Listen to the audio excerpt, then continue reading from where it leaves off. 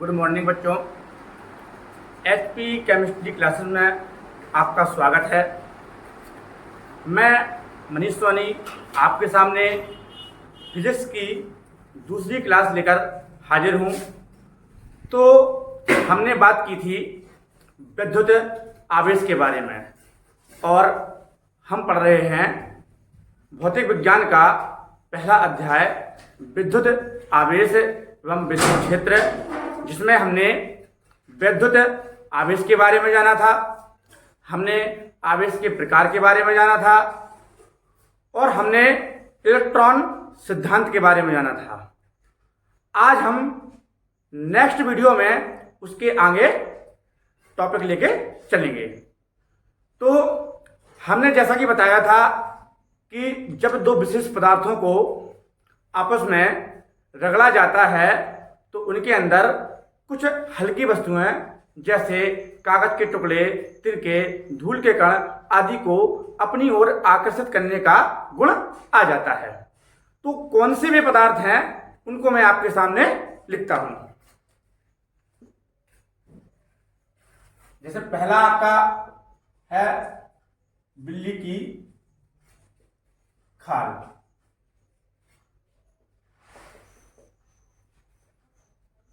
दूसरा है फर या फलालेन। फर या इसी को फलालेन भी बोलते हैं बच्चों। फिर है कांच, फिर है आपका रुई और फिर है आपका रेशम। मानव शरीर जो कि विद्युत का बहुत अच्छा सुचालक है। धातुएं बीच में आती हैं। मोहरी, लाख इसे बोलते हैं।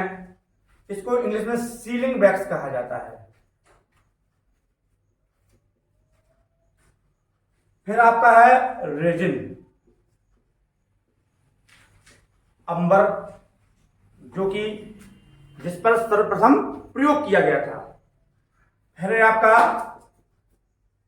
गंधक और है आपका रबड़। फिर आपका एवोनाइट और फिर आपका आबनूस। तो बच्चों ये वो पदार्थ हैं, विशेष पदार्थ कहेंगे इनको, पदार्थ की जगह विशेष पदार्थ कहेंगे, क्योंकि ये वे विशेष पदार्थ हैं जिनको आपस में रगड़ने पर विद्युत आवेश क्या करते हैं, ये विद्युत आवेश प्राप्त करती हैं। क्योंकि बिल्ली की खाल, फर, फलालेन, कांच, रुई, रेशम, मानव शरीर, धातुएं, मोहरी, लाख, सीलिंग वैक्स, रेजिन, अंबर, गंधक, रबड़, एवोनाइट और आग्नूस, इन पदार्थों को यदि हम आपस में रगड़ते हैं तो एक पदार्थ में इलेक्ट्रॉनों की कमी होगी और एक पदार्थ इलेक्ट्रॉनों की अधिकता प्रदर्शित करेगा।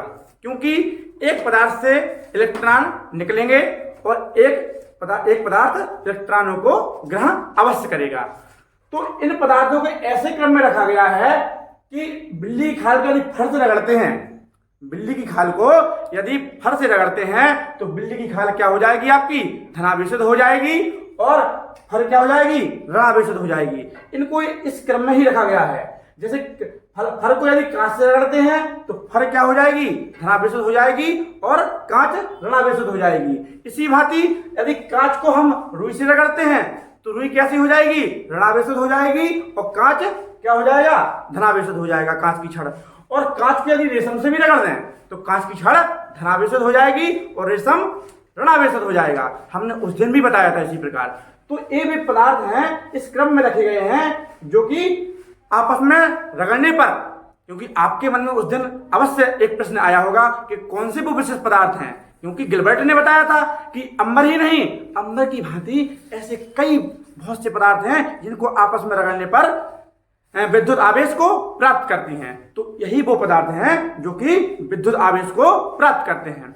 अब हम इनको लिखेंगे उन पदार्थों को लिखेंगे जो कि धनावेश प्रदर्शित करते हैं और ऋणावेश प्रदर्शित करते हैं, उनको अलग अलग लिखेंगे।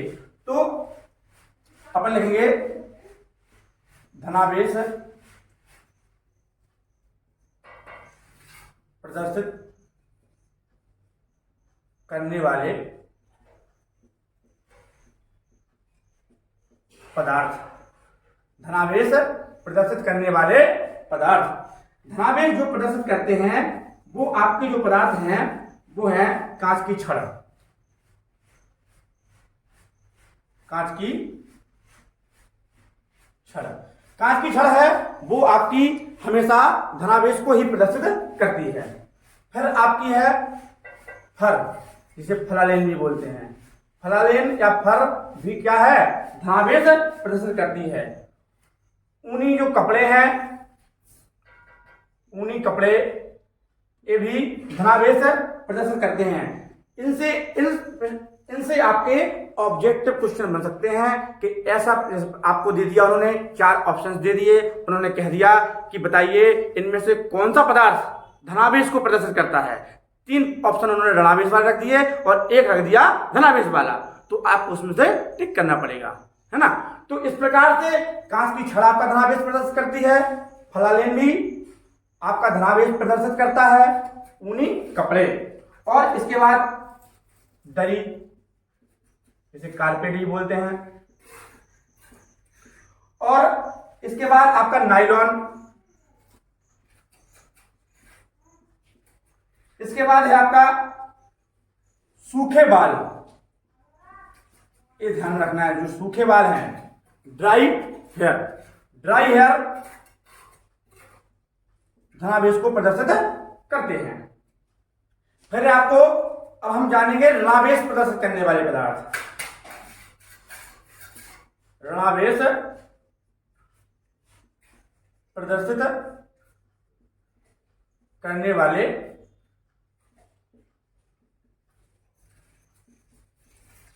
पदार्थ।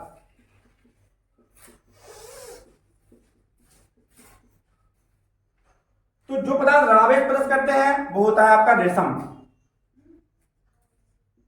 दूसरा आपका होता है एबोनाइट,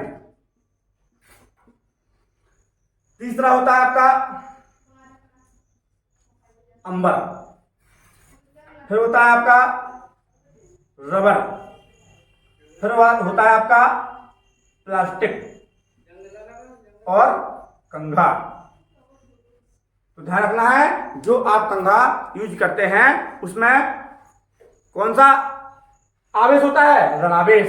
तो धनावेश को प्रदर्शित करने वाले पदार्थ हैं कांच की छड़, फर या फलालेन, ऊनी कपड़े, दरी, नायलॉन, सूखे बाल, और ऋणावेश को प्रदर्शित करने वाले पदार्थ हैं रेशम, एबोनाइट, अंबर, रबर, प्लास्टिक और कंघा। और ये वो पदार्थ हैं जो कि आवेश को प्रदर्शित करते हैं या आवेशित होते हैं, ये वो पदार्थ हैं आपके, ठीक है। तो इनके बारे में जानना है, एक बार फिर से जानेंगे। आवेश को जो पदार्थ प्रदर्शित करते हैं वो है बिल्ली की खाल, फर, फलालेन, कांच, रुई, रेशम, मानव शरीर, धातुएं, मोहरिया, लाख, रेजिन, अंबर, गंधक, रबड़, एबोनाइट और आग्नेस। और धनावेश को प्रदर्शित करने वाले पदार्थ, इनको इन पदार्थों में से किसी भी से रख लेंगे, कांच की छड़ को हमेशा धनावेश ही प्रदर्शित करेगी, इसमें इलेक्ट्रॉनों की कमी होगी। ऐसे ही फर को भी हम रख लेंगे तो धनावेश प्रदर्शित करेगी, ऊनी कपड़ों को रख लेंगे धनावेश ही प्रदर्शित करेगी, दरी को रख लेंगे धनावेश ही प्रदर्शित करेगी, नायलॉन को रख लेंगे धनावेश ही प्रदर्शित करेगी, सूखे बाल, ड्राई हेयर, वो भी धनावेश ही प्रदर्शित करेंगे। और रेशम है, एबोनाइट है, अंबर है, रबर है, प्लास्टिक और कंघा, ये सारे पदार्थ आपके ऋणावेश प्रदर्शित करते हैं।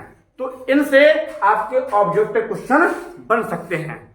क्लास जब आपका अध्याय पूरा होगा, इसके बाद आपको एक प्रैक्टिस क्लास भी दी जाएगी और उसमें आपको ऑब्जेक्टिव क्वेश्चन की तैयारी भी अवश्य कराई जाएगी। तो आइए हम आगे देखते हैं जो हमें पढ़ना है, हमने इन पदार्थों के बारे में जान लिया। अब हमने उस दिन पढ़ा था इलेक्ट्रॉन सिद्धांत के बारे में। अब हमें पढ़ना है आवेश की विमा क्या है, आवेश का मात्रक क्या है। अब हमें आवेश का मात्रक और आवेश की विमा के बारे में पढ़ना है। ठीक है, तो डालेंगे हेडिंग आवेश का मात्रक व विमा। तो पहले जानेंगे आवेश के मात्रक के बारे में। आवेश के मात्रक के बारे में तो आपने पढ़ा होगा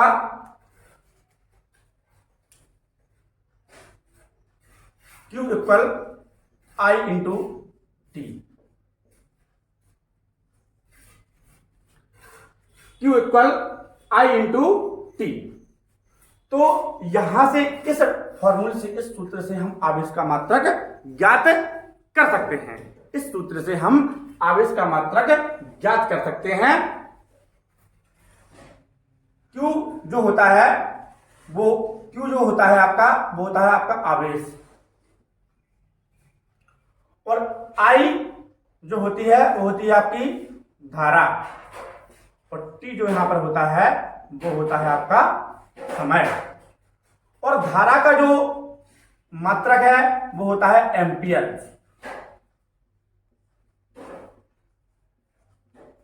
और समय का मात्रक जो होता है वो पता है आपको, सेकेंड। तो आवेश का मात्रक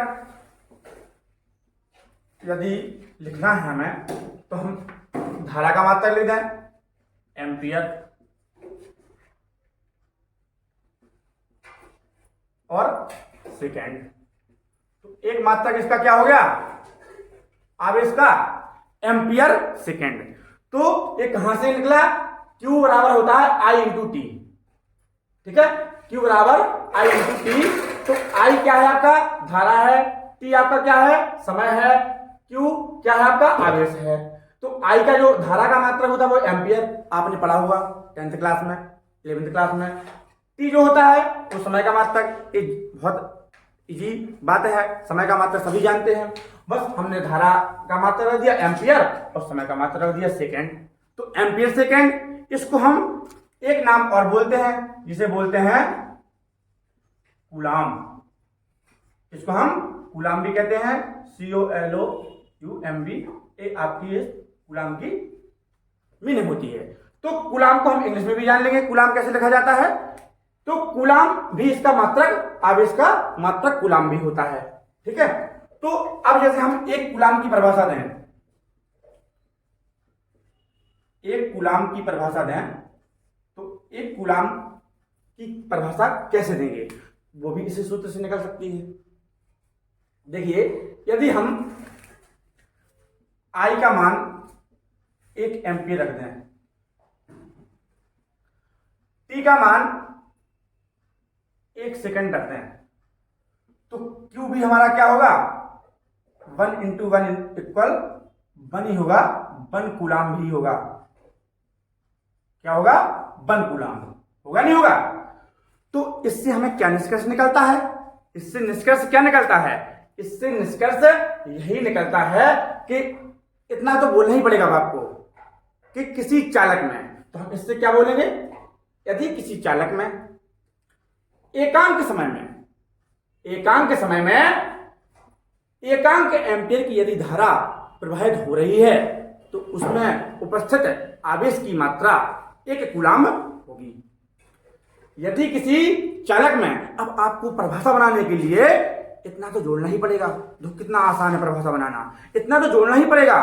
कोई चालक ही होगा, कोई चालक पदार्थ में तो धारा बहती नहीं है, तो इतना तो बोलना ही पड़ेगा, कंडक्टर, चालक। यदि किसी चालक में एकांक समय में एकांक एम्पीयर की धारा प्रवाहित हो रही हो तो उसमें उपस्थित आवेश की मात्रा 1 कूलाम कहलाती है। क्या कहलाती है? 1 कूलाम। तो हम इसको लिखेंगे भी, यदि किसी चालक में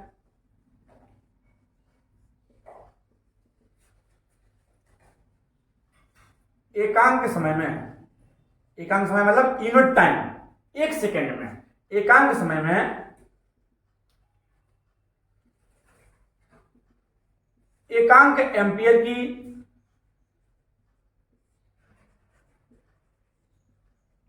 धारा प्रवाहित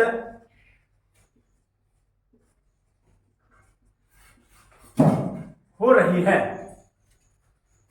तो उसमें गुजरने वाले आवेश की मात्रा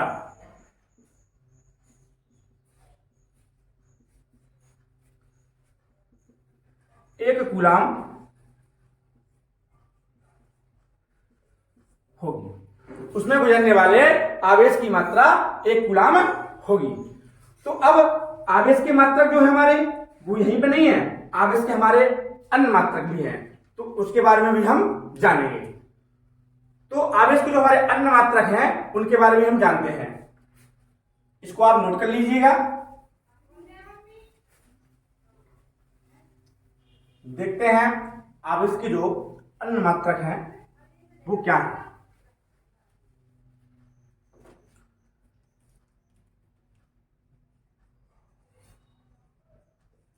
आवेश के अन्य मात्रक,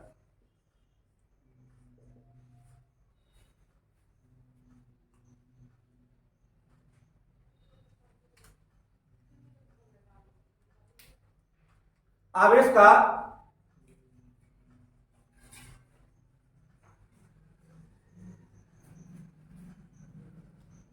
अन्य मात्रक जो है एक है स्टैट कूलाम, इसको इलेक्ट्रोस्टैटिक यूनिट भी बोलते हैं।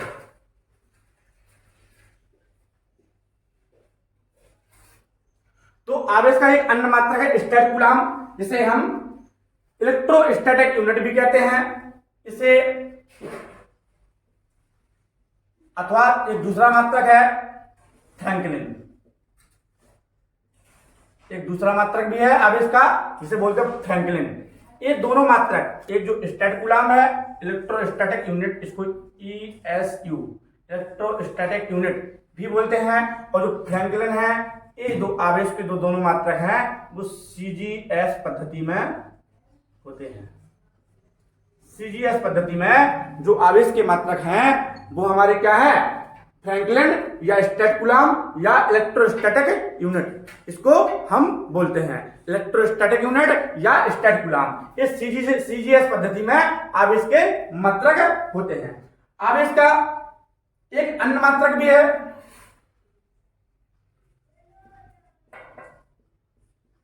आवेश के कुछ प्रचलित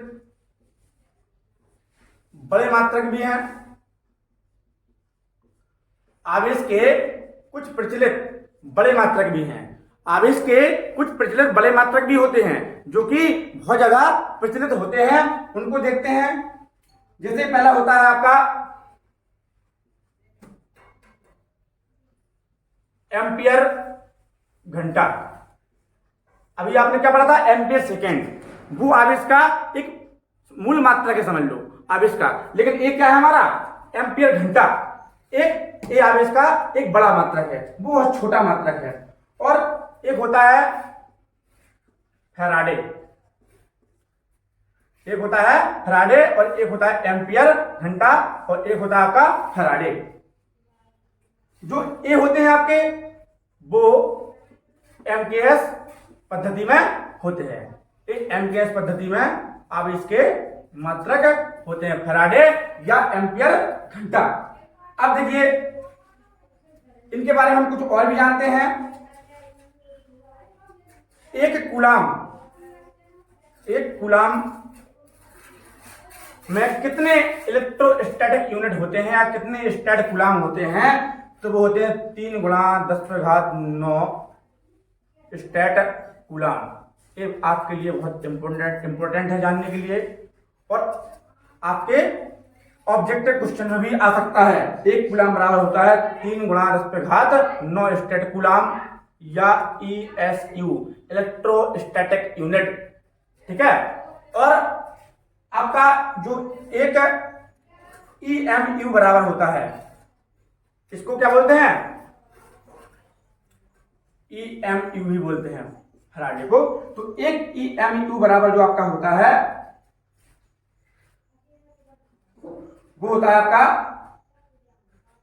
10 कूलाम।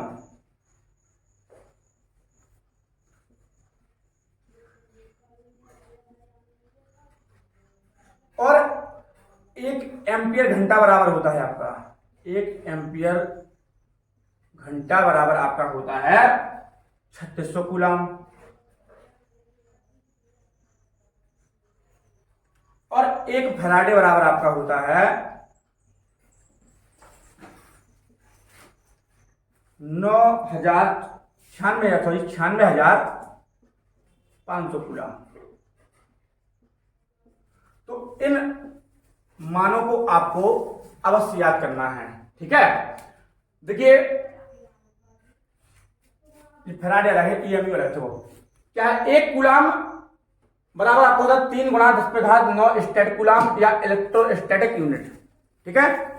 ESU जिसे बोलते हैं स्टैट कूलाम, अब इसका अन्य मात्रक है, इसको फ्रैंकली भी बोलते हैं। और ये होता है इलेक्ट्रोमैग्नेटिक यूनिट EMU। तो इसे 10 कूलाम होते हैं। एक EMU बराबर होते हैं 10 कूलाम। ठीक है। और 1 एम्पीयर घंटा जो इसका है मात्रक वो होता है 3600 कूलाम। और 1 फैराडे जो होता है वो होता है 96,500 कूलाम के बराबर। तो इनके बारे में आपने जाना, इनको आप नोट भी कर सकते हैं। अब आवेश के मात्रक तो हमने जान लिए, अब हम जानेंगे आवेश की विमा के बारे में। आवेश की विमा जो कि आपने विमीय विश्लेषण चैप्टर में क्लास 11th में पढ़ा ही होगा, तो उसमें हम जानेंगे आवेश की विमा। आवेश की विमा क्या है? जिसे हम बोलते हैं dimensional formula of charge. Dimensional formula of charge. तो आपने 11th क्लास में विमा निकालने वाला चैप्टर अवश्य पढ़ा होगा, और उसमें आपने सीखा देखा होगा कि हम किसी भी जो आपके सदस्य राशियां हैं उनकी हम विमा आसानी से निकाल सकते हैं। तो इसमें देखेंगे, जैसे अभी आपने पढ़ा है, सूत्र पढ़ा था आपने, फॉर्मूला Q बराबर I इंटू में T, यही पढ़ा था, Q बराबर में I इंटू में T। इस सूत्र से हम विमा लगा सकते हैं। कैसे? देखो, जैसे हमें निकालना है Q की विमा, Q की विमा निकालनी है। तो Q की विमा निकालनी है तो हमें Q की विमा किसके बराबर होगी? I की विमा और T की विमा के जो गुणनफल होगा उनके बराबर होगी। तो I की विमा निकाल लेंगे तो हमें पता होना चाहिए I की विमा, यदि Q की विमा निकालनी है। ठीक है। और यहां होना चाहिए हमें T की विमा। तो I की विमा हमें पता है कैसे होती है, ए होती है एम्पियर। बड़े विमा को हमेशा बड़े कोष्टक में ही लिखा जाता है। और T की विमा होती है वो ए होती है कैपिटल T, इसको भी बड़े कोष्टक में लिखेंगे। तो जो Q की विमा निकल के आएगी, Q की जो विमा निकल के आएगी वो आपकी आएगी 80। तो ये ध्यान रखना है, Q की विमा क्या होती है? 80। ठीक है। तो अभी हमने क्या जाना? आवेश के मात्रक के बारे में जाना, और अब हमने क्या जाना? आवेश की विमा के बारे में जाना। ठीक है। अब हम चलेंगे आगे। अब हम चलेंगे आवेश संरक्षण नियम पर। आवेश संरक्षण नियम। जिसे बोलते हैं charge conservation law. Charge conservation law, आवेश संरक्षण नियम। तो आपने पढ़ा होगा ऊर्जा संरक्षण नियम, आपने पढ़ा ही होगा कि ऊर्जा को ना तो उत्पन्न किया जा सकता है और ना ही नष्ट किया जा सकता है। ऊर्जा को केवल एक रूप से दूसरे रूप में भी बदला जा सकता है। ऐसे ही आवेश संरक्षण नियम भी है कि आवेश को ना तो उत्पन्न किया जा सकता है और ना ही आवेश को नष्ट किया जा सकता है। केवल आवेश को एक रूप से दूसरे रूप में बदला जा सकता है। हम आवेश संरक्षण नियम को इस प्रकार भी बोल सकते हैं कि एक विलगित निकाय का कुल आवेश संरक्षित रहता है। एक विलगित निकाय का कुल आवेश संरक्षित रहता है। विलगित निकाय का मतलब होता है एक अकेला निकाय, जो अकेला हो उसको बोलते हैं विलगित निकाय। तो अभी हम एग्जाम्पल के माध्यम से आपको पूरा डिस्क्राइब करके समझाएंगे। तो समझिए, पहले हम लिखेंगे। तो आवेश संरक्षण नियम क्या कहता है कि आवेश को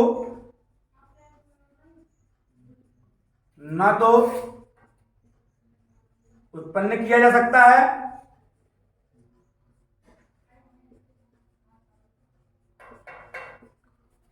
और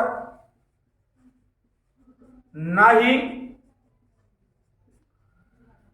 नष्ट किया जा सकता है।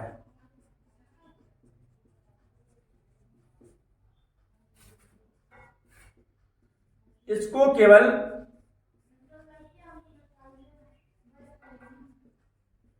एक रूप से दूसरे रूप में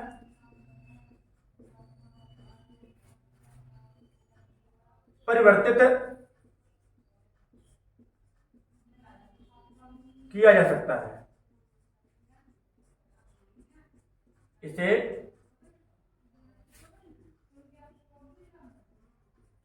आवेश संरक्षण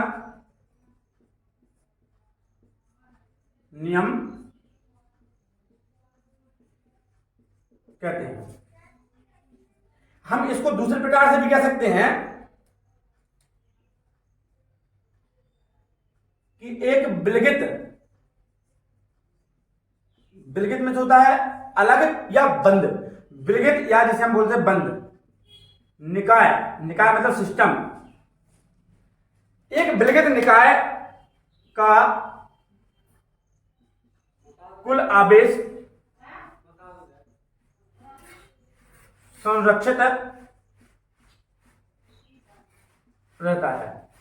एक विलगित निकाय का कुल आवेश संरक्षित रहता है। विलगित निकाय का मतलब है बंद निकाय या अकेला निकाय। तो देखिए कैसे जानते हैं, किस प्रकार एग्जाम्पल के माध्यम से हम इस पूरे नियम को समझेंगे। पहले आप इसको नोट कर सकते हैं और अब हम जानेंगे, आपको डिस्क्राइब करेंगे एग्जाम्पल के माध्यम से, पूरा आपको समझाया जाएगा। देखिए, पहले हम बात करते हैं पहली परिभाषा पर, अपनी पहली परिभाषा पर कि आवेश को ना तो उत्पन्न किया जा सकता है और ना ही नष्ट किया जा सकता है। इसको केवल एक रूप से दूसरे रूप में परिवर्तित किया जा सकता है। इसे आवेश संरक्षण नियम कहते हैं। तो कैसे देखते हैं, जैसे मान लो आपकी है कांच की छड़, मान लो ये है आपकी कांच की छड़, ग्लास रॉड जिसे बोलते हैं, ग्लास रॉड, ठीक है। ये आपकी कांच की छड़ है और मान लो ये आपका है रेशम का धागा, जिसे सिल्क थ्रेड बोल सकते हैं अपन, ठीक है। तो सिल्क थ्रेड, अब देखिए हमने क्या बोला था आपको कि आवेश केवल तभी उत्पन्न होगा जब दो पदार्थों को आपस में रगड़ा जाएगा। अगर नहीं रगड़ेंगे तो आवेश उत्पन्न ही नहीं होगा। तो देखिए, रगड़ने से पहले इसमें आवेश क्या था, अपन दो स्थितियां देखेंगे। रगड़ने से पहले ए अलग है, ए अलग है, इसको रगड़ा ही नहीं गया है। तो रगड़ने से पहले इनमें जो आवेश होगा नेट आवेश, नेट आवेश का मतलब होता है कुल आवेश, क्या था इसका, शून्य था। रगड़ने से पहले इसका कुल आवेश कैसा था, शून्य था। अब हम इनको रगड़ते हैं, रगड़ने के बाद नेट आवेश, अब जैसे मान लो हमने इसको रगड़ा, यहां लिख दे रहे हैं रगड़ने पर। अब यहां पर तो हम लिखकर ही समझा सकते हैं, रगड़ तो सकती नहीं है कि कांच की छड़ को उठा के मैं रेशम से रगड़ दूं। तो यहां देखना है आपको रगड़ने पर हमने रगड़ा, तो मान लो इससे 5 इलेक्ट्रॉन निकल गए, इसमें निकल के जो 5 इलेक्ट्रॉन निकल करके इसमें आ गए। अब इससे इसी में क्यों आए, मैं आपको बता चुका हूं कि जो कांच की छड़ है वो धनावेश प्रदर्शित करती है और रेशम की जो धागा है रेशम वो ऋणावेश प्रदर्शित करती है। इसीलिए मैंने आपको बताया था, क्योंकि आप इस एग्जाम्पल में समझाता तो आपको मन में प्रश्न अवश्य आता, क्वेश्चन उठता मन में, पर उठना भी चाहिए। तो पहले ही मैंने बता दिया कि कांच की छड़ है वो धनावेश प्रदर्शित करती है और जो रेशम का धागा है वो ऋणावेश प्रदर्शित करता है। तो कांच की छड़ को जब हम रेशम से रगड़ेंगे तो रगड़ने के बाद क्या होगा, इलेक्ट्रॉन का पुनर्वितरण होगा। जब इलेक्ट्रॉनों का पुनर्वितरण होगा तो इससे 5 इलेक्ट्रॉन मान लो हमने किया निकल गए, निकल कर इसमें गए, तो इसमें क्या आ गया, इसमें आ जाएगा धनावेश, और जितना इसमें धनावेश आएगा उतना ही इसमें क्या आएगा, ऋणावेश आएगा। जितना इसमें धनावेश आएगा कांच की छड़ में उतना ही मात्रा में, बिल्कुल विपरीत रूप से उतनी ही मात्रा में क्या आएगा, इसमें ऋणावेश आ जाएगा।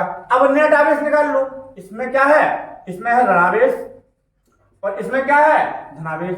कुल आवेश निकाला हमने, क्या आएगा, 0। तो आगे ना दोस्तों, क्या देखा हमने कि रगड़ने से पहले भी नेट आवेश शून्य था और रगड़ने के बाद भी नेट आवेश है वो शून्य ही है। ठीक है, तो क्या इससे क्या निष्कर्ष निकला कि आवेश को हम ना तो उत्पन्न कर सकते हैं और ना ही नष्ट कर सकते हैं, केवल एक रूप से दूसरे रूप में हम इसको परिवर्तित कर सकते हैं। जैसे कि इसमें हमने धनावेश और इसमें ऋणावेश में परिवर्तित किया, लेकिन जब नेट आवेश निकाला तो शून्य निकला। तो आप किससे क्या हुआ, आवेश को हम ना तो नष्ट कर सकते हैं और ना ही उत्पन्न कर सकते हैं। अब देखते हैं इस वाली परिभाषा को, इस वाली को भी डिफाइन करूंगा कि एक विलगित निकाय बंद निकाय का कुल आवेश संरक्षित रहता है। कैसे, तो देखेंगे, इसको देखते हैं।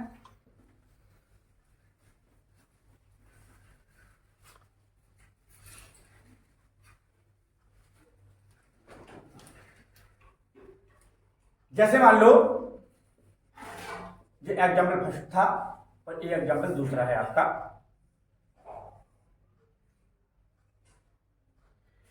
इसमें मान लो कुछ चार्ज थे, यह एक विलगित निकाय, आप बंद निकाय कह सकते हैं इसे या अकेला निकाय कह सकते हैं इसे, कोई भी निकाय है सिस्टम। तो इसमें मान लो एक प्लस क्यू था, एक माइनस क्यू था, एक माइनस 3q था और प्लस इसमें मान लेंगे हम 3q। ठीक है, एक मान लो और भी मान सकते हैं -2q, इसमें मान लेंगे +2q। तो इसमें हमने मान लिया। ठीक है, अब एक विलगित निकाय था, अब क्या किया हमने, बंद निकाय का जो आवेश संरक्षित रहता है, हमने इसको मान लो एक बॉक्स है बंद निकाय और हमने इसको पदार्थ को ऐसे हिला दिया। तो देखना इसको जब इसमें हलचल हुई तो इसमें ऐसा नहीं होगा कि आवेश का पुनर्वितरण ना होगा, आवेश का पुनर्वितरण अवश्य होगा। ठीक है, जब इसको अगर हम हिला देंगे तो आवेश का पुनर्वितरण अवश्य होगा। तो मान लो इसमें हलचल हुई,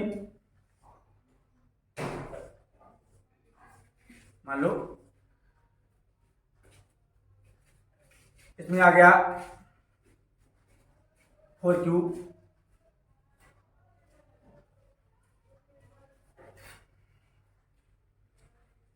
इसमें आ गया -q,